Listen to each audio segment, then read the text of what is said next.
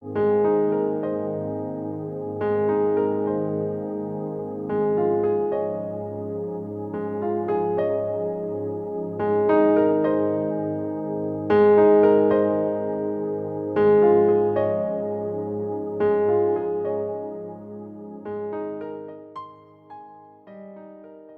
생명의 말씀으로 우리와 동행하시는 하나님께 우리의 찬양과 감사를 올려드리며 4월 5일 매일 씨앗 묵상을 시작하겠습니다.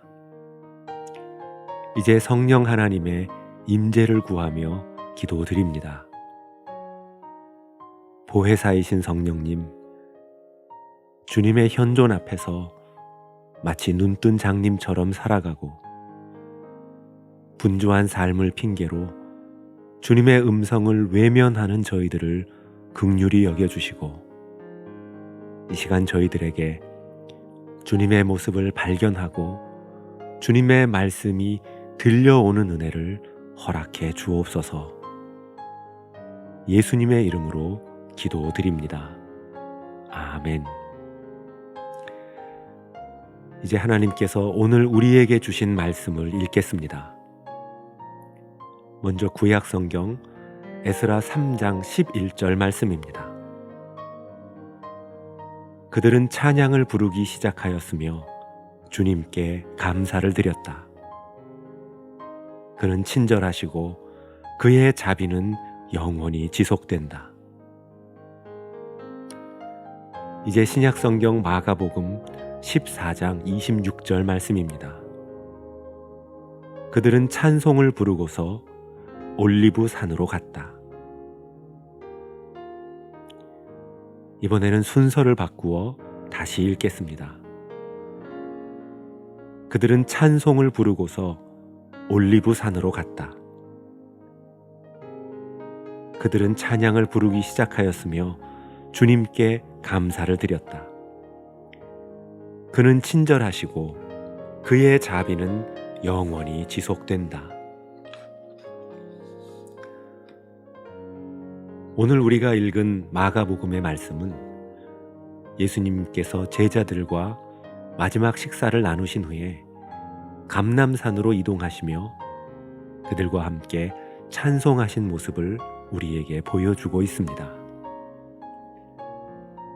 앞으로 일어날 일들을 알지 못하는 제자들과는 달리 십자가를 지시고 그 앞에서 사랑하는 사람들에게 버림받게 될 것을 아시는 예수님은 과연 어떤 마음으로 찬송을 부르셨을까요?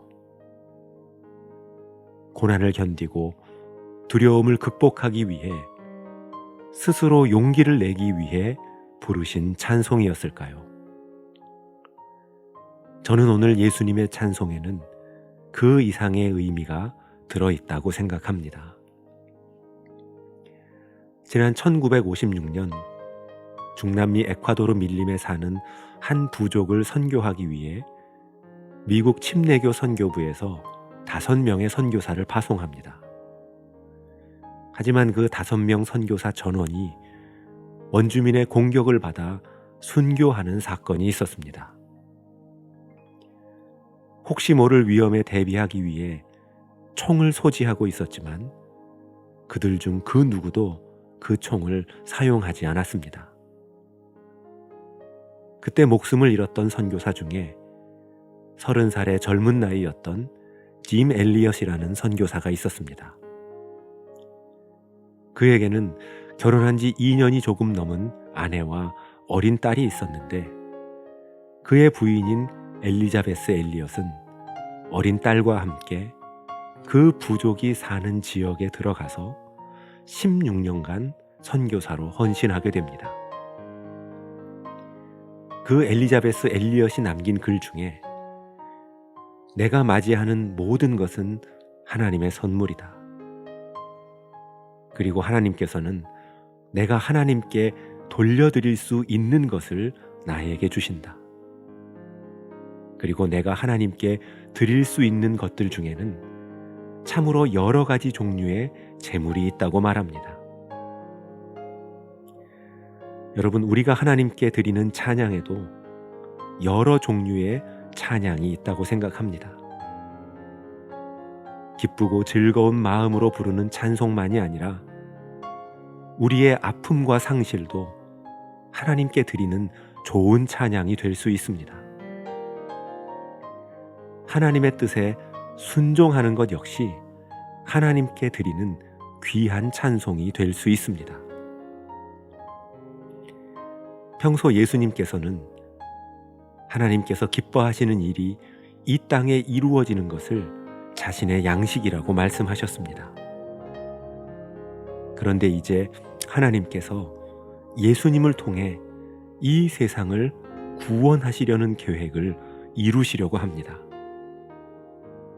그래서 예수님께서는 지금 찬양이라는 응답으로 하나님의 뜻과 계획에 순종하고 계십니다. 원래 응답이란 누군가의 말과 요청에 대한 우리의 반응을 의미합니다. 그런데 그 응답과 반응은 꼭 말로만 표현되는 것은 아닙니다. 논리적이고 이성적인 대답을 통해서만 나의 반응이 전달되는 것은 아닙니다.